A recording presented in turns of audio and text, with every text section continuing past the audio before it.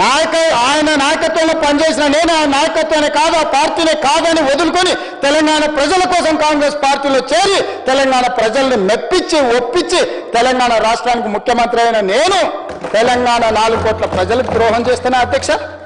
ఆనాడు వారి నాయకత్వంలో ఉన్నప్పుడు తెలంగాణ బిల్లు వస్తే ఇదే బట్టి విక్రమార్క గారు ఆ కుర్చీలో కూర్చున్నప్పుడు 54 నిమిషాలు చంద్రబాబు నాయుడు గారు అక్కడ కూర్చుంటా 3వ బెంచ్లో నించున్న నేను తెలంగాణ కోసం ఏం మాట్లాడినో సజీవ సాక్షి ఈ చట్టసభలలో రికార్డులను ఒకసారి తిరిగేయండి అధ్యక్ష. మొట్టమొదట నాకు తెలంగాణ నా ప్రాంతం తర్వాత పార్టీ తర్వాత నాయకుడు.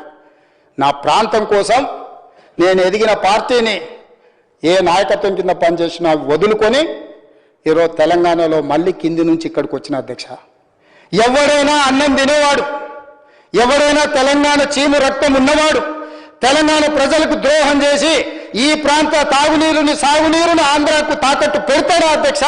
నాలాకటి వాడు పెడతాడా అధ్యక్ష? 20 ఏళ్ళ నుంచి మీరు అందరూ నన్ను చూస్తున్నారు, మీరైతే 30 ఏళ్ళ నుంచి చూసిండ్రు. విషయం వచ్చినప్పుడు నేను మనుషుల పట్ల మర్యాదగా ఉంటా, వ్యక్తులను గౌరవిస్తా, సమాజంలో మర్యాదగా బ్రతకాలనుకుంటా. కానీ హక్కులకు భంగం కలిగితే ఎవరి మీదైనా తిరగబడతా అధ్యక్ష.